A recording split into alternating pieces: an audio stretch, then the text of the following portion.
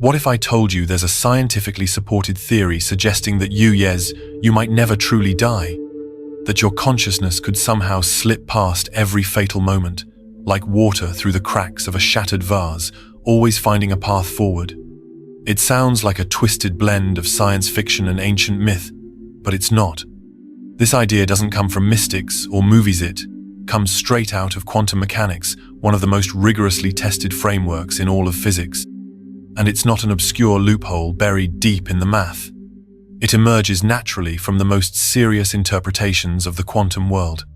What begins as a curiosity about how particles behave ends in a philosophical and existential bombshell, the possibility of quantum immortality. But to understand how such a radical idea could even be proposed, we need to start at the beginning, not with death, but with the strange, uncanny rules of the universe that govern everything from atoms to galaxies. For most of human history, we assumed the world worked like a machine, predictable, deterministic, logical. You push, something moves. You light a fire, it burns. Everything had a cause, and every cause had an effect. Then came the 20th century and, with it, the quiet revolution of quantum physics. Scientists peering into the subatomic realm discovered that the universe wasn't just strange, it was fundamentally unpredictable. Particles refused to sit still. They didn't have fixed positions or velocities until you looked at them. Instead, they existed in a haze of probabilities, occupying multiple states at once in a condition known as superposition. An electron could be spinning both up and down. A photon could be in two places at the same time. It wasn't just that we didn't know their properties. Those properties didn't exist in any definite way until we measured them. At the heart of all this is the famous wave function, a mathematical object that describes everything a quantum system could be. According to the equations, the wave function evolves smoothly and deterministically, no randomness, no choices, just a predictable unfolding of possibilities. And yet, when we observe a quantum system, we don't see a blur of outcomes. We see one spin direction, one position, one result. The wave function, in that moment, seems to collapse. But why?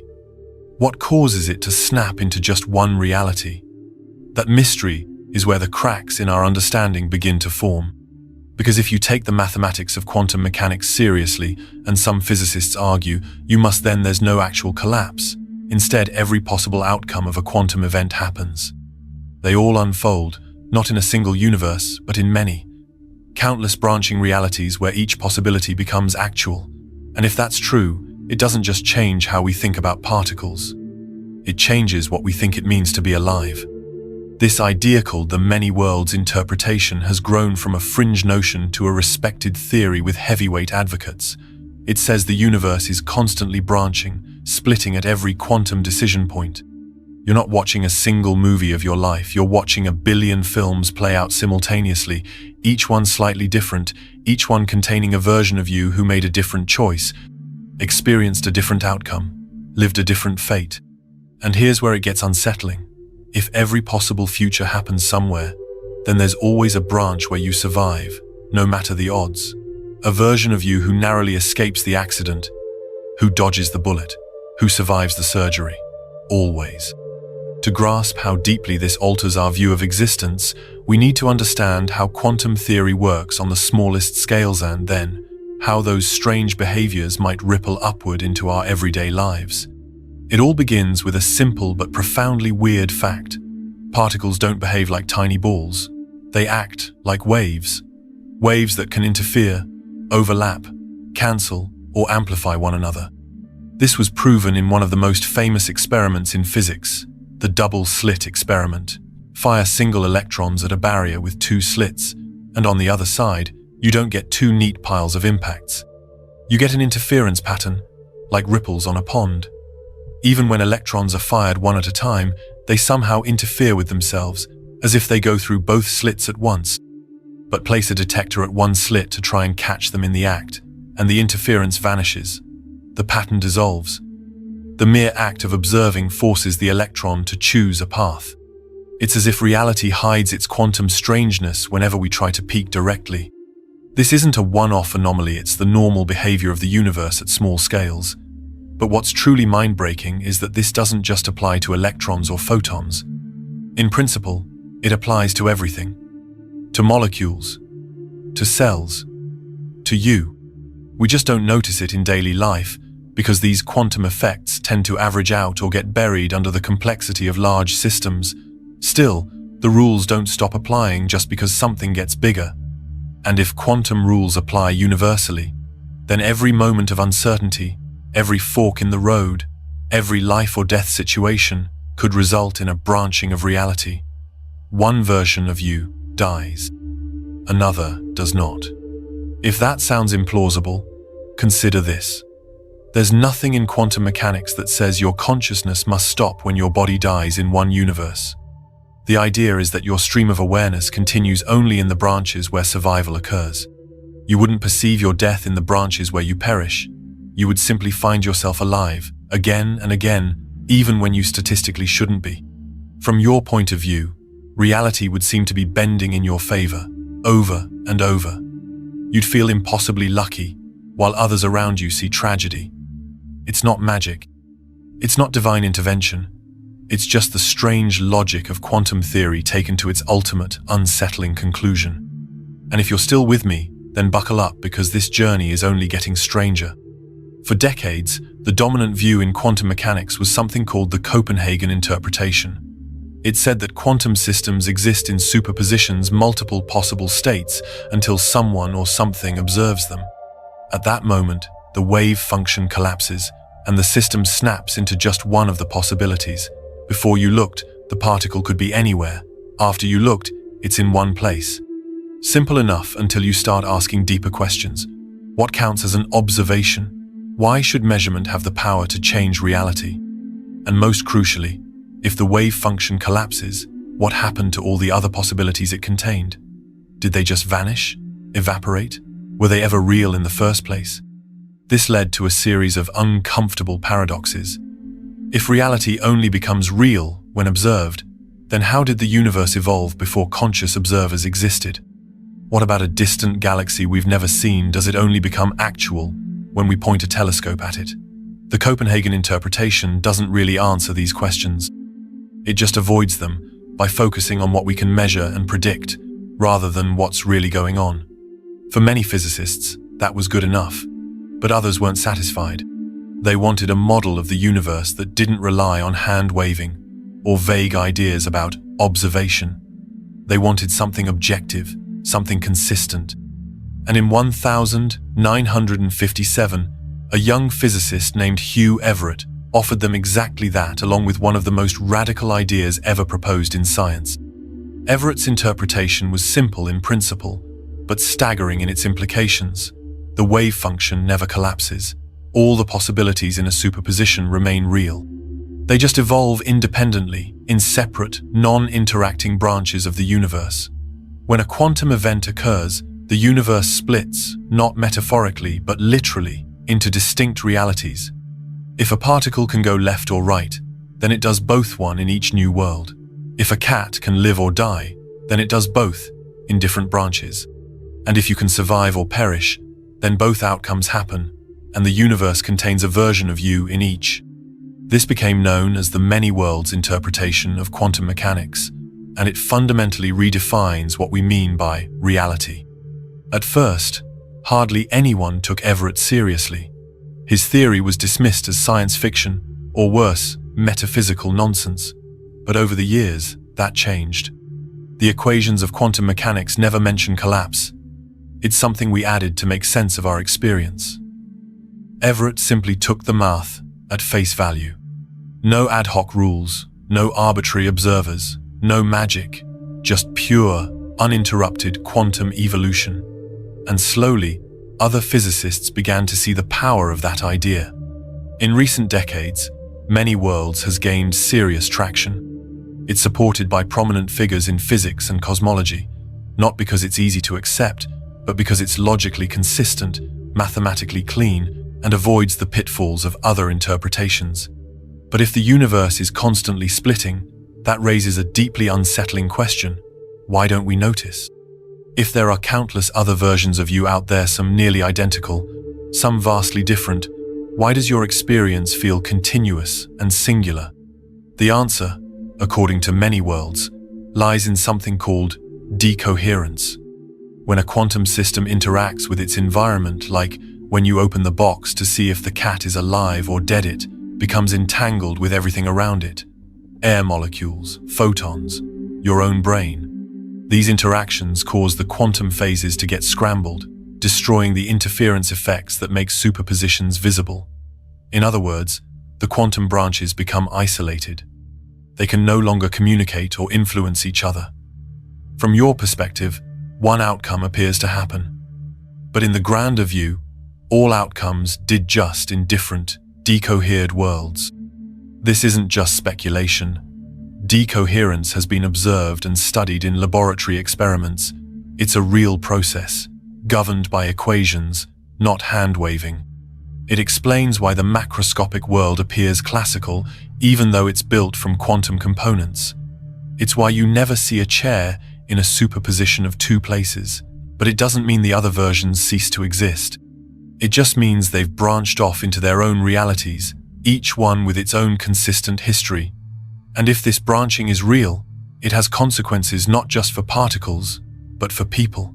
Because now we reach the part where things get personal. If quantum mechanics governs everything, including your brain, your neurons, your thoughts, then what happens when you encounter a branching moment? Let's say you're standing at a crosswalk. A car is speeding toward you. Maybe it hits you. Maybe it stops. Maybe you jump out of the way just in time. According to many worlds, all those outcomes occur. In one universe, you're struck and killed. In another, you escape unharmed. In still another, the car doesn't even exist. Each possibility plays out in full. And here's the twist.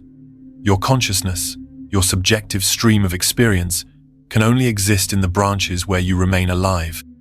You don't get to observe your own death. There is no awareness in the branches where you perish. From your point of view, it's as if you always survive, no matter how slim the odds. Not because you're lucky, but because only the surviving version of you is able to ask the question, why am I still alive? This is the essence of quantum immortality. It doesn't say you'll live forever in the same body, or never age, or never suffer, but it suggests that from your own perspective, you'll never reach a moment of complete oblivion. Your consciousness will continue always threading its way through the multiverse, always slipping into the branches where survival continues. Think about what that implies.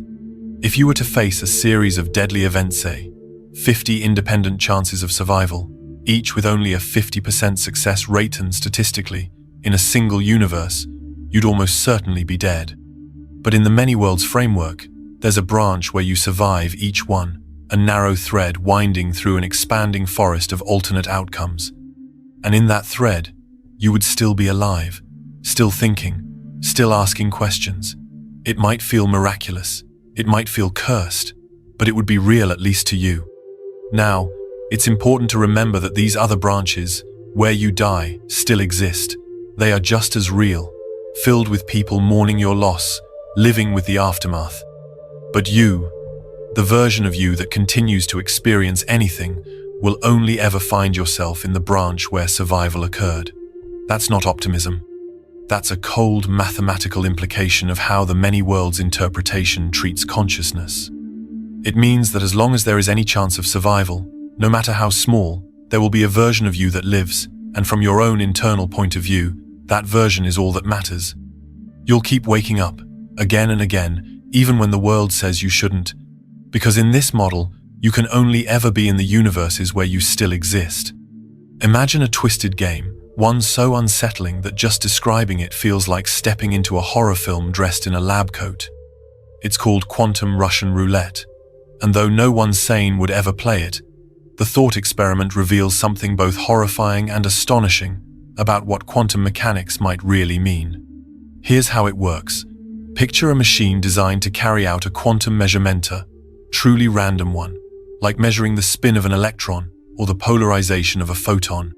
Based on the outcome of that measurement, the machine either pulls the trigger of a loaded gun pointed at your head, or it doesn't.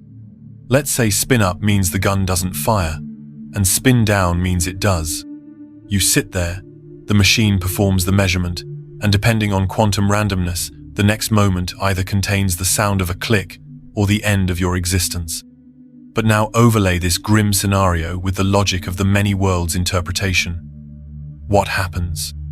According to this view, every time the machine runs the experiment, the universe branches. In one universe, the gun goes off, and you die instantly. In another, the gun clicks harmlessly, and you survive. Both realities unfold. Both are equally real. But here's the kicker. You will never experience the branch where you die. That version of you ceases to be conscious. Your awareness doesn't jump to the surviving version, because it was never split off in the first place. Consciousness continues only along the branches where it's still able to. To you, subjectively, there was never a bullet, just another miraculous survival. Click, again and again and again. Now imagine running this horrifying experiment not once, but dozens of times. Statistically, in our everyday view of the world, you'd expect the outcome to eventually be death. No one survives 20 or 30 lethal coin tosses in a row. But in the many worlds picture, with each pull of the trigger, another branching occurs. Most of those branches lead to death. But one path, one impossibly narrow corridor through the multiverse, contains a version of you that survives every single round. And that version never sees the world split. To them, it's just one continuous, improbable string of survival. An unbroken thread of impossible luck. A kind of personal, unverifiable immortality. This scenario, though deeply disturbing, is not just some philosophical joke. It has been seriously considered by respected physicists and philosophers as a way to illustrate the consequences of taking many worlds seriously. Max Tegmark, a well-known cosmologist, used this exact thought experiment to explore the implications of Everett's theory. Not to recommend, either explicitly says not to try it, but to demonstrate that if many worlds is true, then there is no such thing as a final, subjective death. From the first-person perspective, there's always a version of you that wakes up on the other side, even if the odds are 1,000,000,000 to 1. This doesn't mean you're safe in the conventional sense. Everyone else, your family, your friends, the people watching you, they will see you die. They will attend your funeral. They will grieve. But you, the stream of consciousness that is, you never experiences the moment of annihilation. In that moment, you are always somewhere else, always alive, always continuing. But this opens up a much deeper, more uncomfortable question. If all outcomes happen, and if you only ever experience the ones where you're still alive, then what does it mean to talk about probability at all? The whole point of probability is to tell us what's likely to happen. But in this multiverse view, everything that can happen does happen. You just happen to find yourself in one of the branches where survival continued. So what happened to odds? What happened to risk? In the traditional, Copenhagen view of quantum mechanics, probability still makes sense. Before an experiment, there's a range of possible outcomes, and each has a chance of occurring. We don't know which one will occur until we measure it, but the Born rule tells us how likely each outcome is based on the square of the wave function's amplitude. In that framework, probability reflects genuine randomness. One thing happens, and the others vanish. But in many worlds, there's no collapse. No outcome is discarded. All of them happen, branching the universe each time. So now we face a paradox. If all outcomes occur, why does it feel like some are more likely than others? Why do we still experience probability at all? This is where the idea of measure enters the picture. In the many worlds framework, not all branches are created equal. They all exist, but some carry more weight than others, more amplitude, more measure. This measure is supposed to correspond to the same probabilities we know from the Born rule. So even though there's a branch where you win the lottery every day for a month, it's an incredibly low measure branch. The odds of being in that branch, meaning the odds that your consciousness is part of it, are minuscule. On the other hand, branches where ordinary, likely things happen, getting stuck in traffic, missing a bus, eating the same cereal every morning, have massive measure. Most versions of you live in those. That's why the world feels stable, normal, unsurprising. The weird branches exist, but they're drowned out by the weight of the mundane. But this idea of measure brings its own headaches. Because if we're talking about consciousness and survival, and we assume that death ends consciousness in a branch, then shouldn't we disregard all the low-measure branches where you died? Shouldn't your experience exclude those? Some philosophers argue, yes. They propose something called the corrected intensity rule, where we ignore the branches where you're unconscious or dead, and then renormalize the probabilities over the remaining ones. In this view, it's not that you're likely to survive a quantum gunshot. It's that in every branch where you're still you did survive. So subjectively, the odds of survival are 100% every time. But not everyone agrees with that reasoning. Critics argue that this is cheating, a mathematical sleight of hand. After all, just because you can't experience being dead doesn't mean the branch doesn't count. The universe doesn't revolve around your consciousness. Every version of you, living or dead, has its place in the multiverse. And by ignoring the dead ones, you're essentially assuming the very thing you're trying to prove, that your consciousness can only exist where you live. It's a subtle but crucial point. Are we just redefining survival by ignoring all the branches that end badly? Or is there genuinely something about consciousness that selects for the continuation of awareness, that filters out the lifeless branches from subjective experience? This question doesn't have a clear answer, and it's at the heart of why quantum immortality remains so controversial. It blurs the line between physics and philosophy, between objective reality and subjective experience, and yet it refuses to go away because the implications are too enormous to ignore. If your awareness does continue along some branch, then death, as we understand it, might not be the final curtain. It might simply be the closing of one door and the silent opening of another, in a universe where doors never stop appearing. Now comes the part that turns this entire thought experiment from eerie to terrifying. Because if quantum immortality really follows from the many worlds interpretation, if your consciousness really does continue only in branches where you survive, then we have to ask, what kind of future does that actually mean for you? The popular image of immortality is one of endless youth, unshakable health, maybe a halo of enlightenment if you're lucky. But quantum immortality is nothing like that. It's not a gift. It's not even neutral. In its most literal interpretation, it could be something far darker, a kind of eternal sentence, where you go on surviving, moment to moment, regardless of how unbearable that existence becomes. Here's the problem. Quantum immortality doesn't come with any promises about the quality of the branch you find yourself in. It only says that if there's any version of reality where you're alive and conscious, then that's where your awareness will persist. It doesn't matter if you're paralyzed, in pain, isolated, or barely functioning, so long as you're not dead or unconscious, you qualify.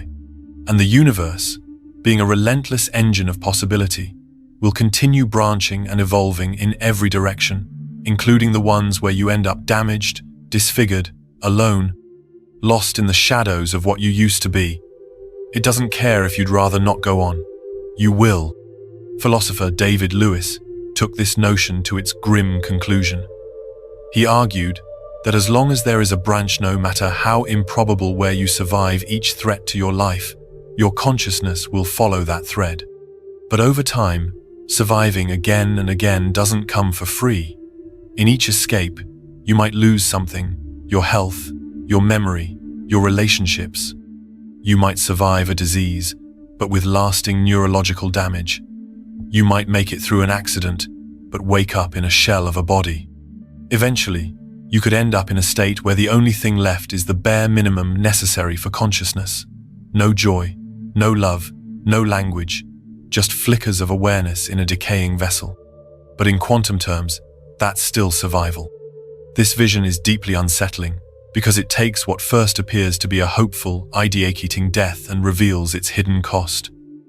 Eternal life, not as a reward, but as a kind of cosmic endurance trial. One where each moment is another desperate step into branches of the multiverse that keep you going, no matter how bleak or broken. Think of the Struldbrugs from Jonathan Swift's Gulliver's Travels, cursed with immortality but not eternal youth. Their bodies rot, their minds decay, and they never die. Now imagine a quantum version of that fate, playing out not in fantasy but as a legitimate, albeit speculative, consequence of the physics that govern our universe. Even if you reject the idea of quantum immortality, even if you believe it's a philosophical overreach, it still forces you to confront something profound about how fragile our assumptions are. We assume death is an endpoint, a final, full stop. But if many worlds is true, then that full stop may never arrive from the first-person perspective. And if that's the case, we have to rethink everything we thought we knew about identity, about aging, about what it means to live a meaningful life. Because you might not get to choose whether you continue, you might only get to choose how you face it. This leads naturally to the question, can we test any of this? Can we actually know whether quantum immortality is real or just a metaphysical trick dressed up in scientific language? The unfortunate answer is not really, because the very nature of the claim makes it immune to conventional testing. If you're the only one who survives the experiment, then no one else can confirm your experience. Imagine someone actually tries the quantum Russian roulette scenario. They set up a quantum randomizer linked to a lethal mechanism, and they survive, over and over. From their point of view, this might seem like compelling evidence. The odds of survival were minuscule, and yet here they are, still alive. Surely that means something extraordinary is happening. But from our point of view, the observers in the other branches, they died the first time. We have no access to the version of them that lived. We only see the outcome in our reality, where quantum immortality didn't play its trick. The experimenter can't come back from the dead to tell us what happened in the branch where they survived. And even if they could, there's no way to distinguish that survival from a lucky statistical fluke. So no matter how extraordinary their experience might feel to them, it remains a private truth, a secret locked within a single thread of the multiverse. This is why some physicists say the entire idea, while fascinating, sits on the edge of science. It's not necessarily falsifiable, not in the traditional sense, but it's not meaningless either, because the implications force us to refine what we think we know about probability, consciousness, and existence itself. Even the criteria we use to define an experiment begin to wobble when confronted with a theory that claims all outcomes happen, and that subjective experience can only follow certain paths. But that doesn't stop theorists from trying to pin down whether there's any way to make these ideas testable. Some have proposed criteria for what would be required to make quantum immortality function as a real-world process. First, the quantum events involved must be truly random, not just unpredictable to us, but fundamentally indeterminate in the way that quantum spin or particle decay can be. Second, the lethal outcome must occur on a timescale faster than perceptions, so fast that you don't have time to register your death. And third, the outcome must be totalite, has to completely destroy consciousness, not just maim or injure. Only under these strict conditions, some argue, would you have a clean binary result. In one branch you're dead, in the other alive and fully aware. But even then, the problem remains. Your survival is only noticeable to you. It's not evidence to anyone else. No paper gets published. No data is collected. The only proof is your continued experience, and that cannot be shared or measured in any meaningful way. The entire premise slips through the fingers of scientific methodology, like water through a sieve. And yet, the idea keeps coming back, not because it's comfortable, not because we want it to be true, but because if the many worlds interpretation is correct, and if consciousness really does persist only in branches where it continues, then this scenario is not optional. It's not a belief, it's a logical consequence. An implication as cold and inescapable as gravity. You don't have to want it. You just have to follow the math.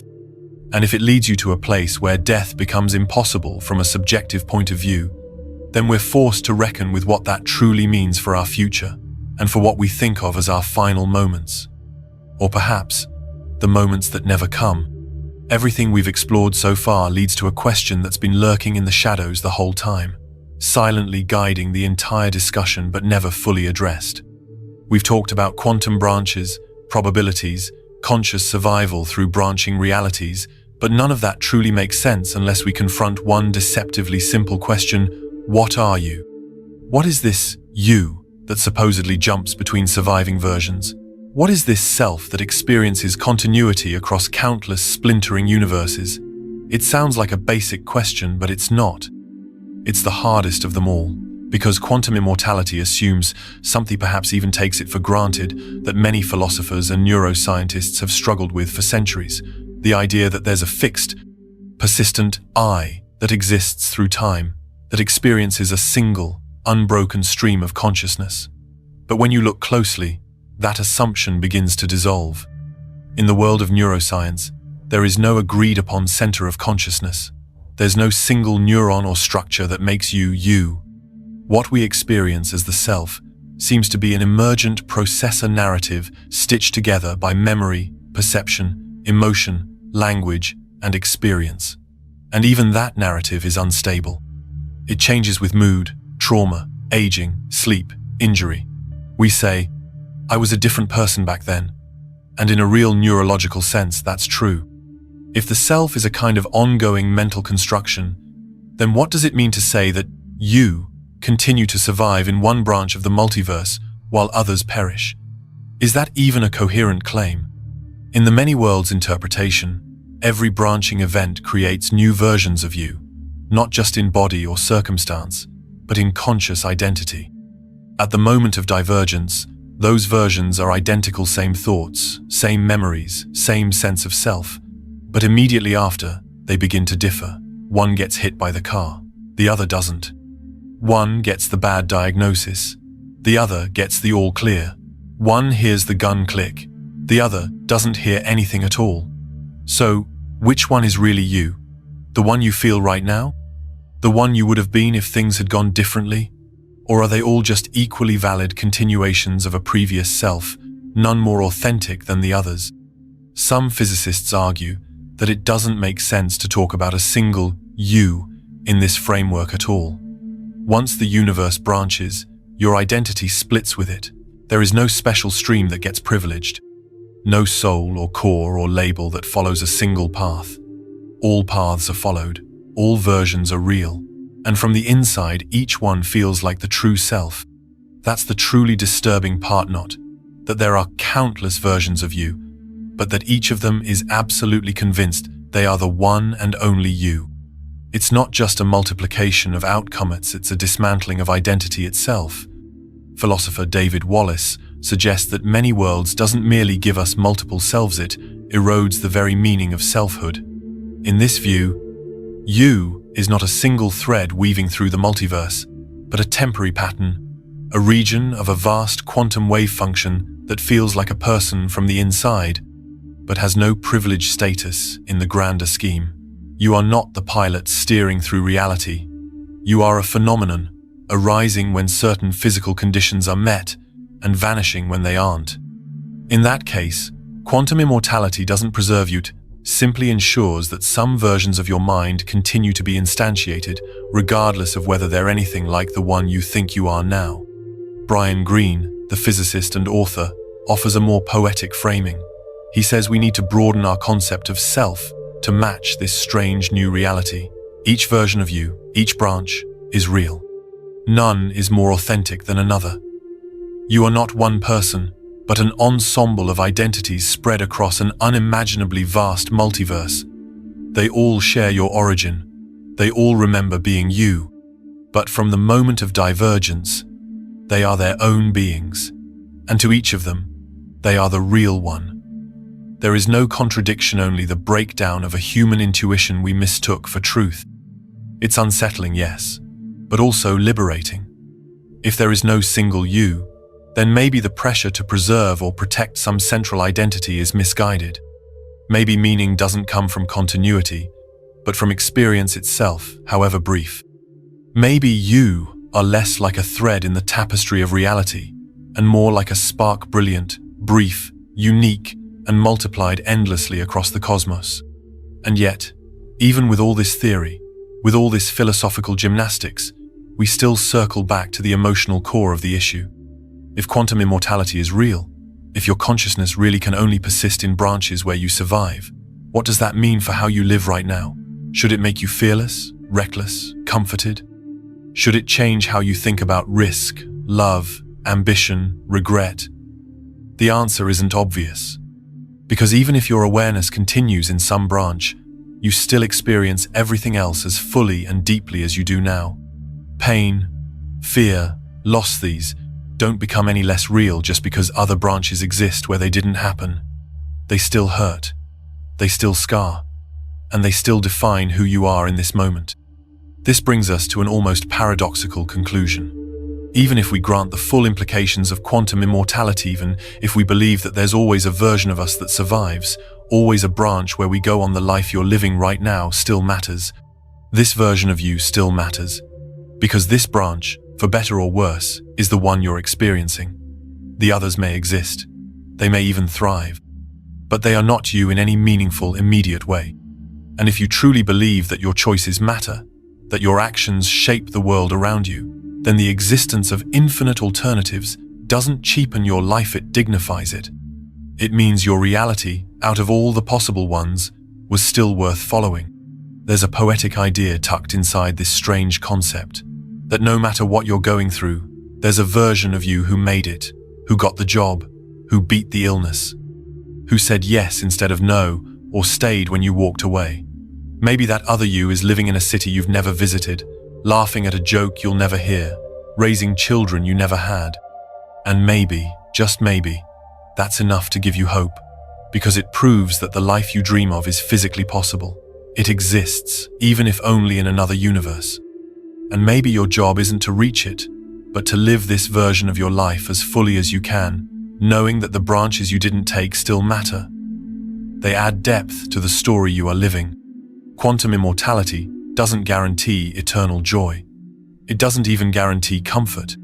But it reminds us of something that modern life often makes us forget, that existence itself is a miracle, whether it lasts one moment or 1,000,000 years, that consciousness is rare, fleeting, and infinitely precious, and that somewhere, across the infinite branches of reality, you go on, not because you deserve it, not because the universe is kind, but because the equations allow it. Because the math never says stop. Because the story, in some version, always continues.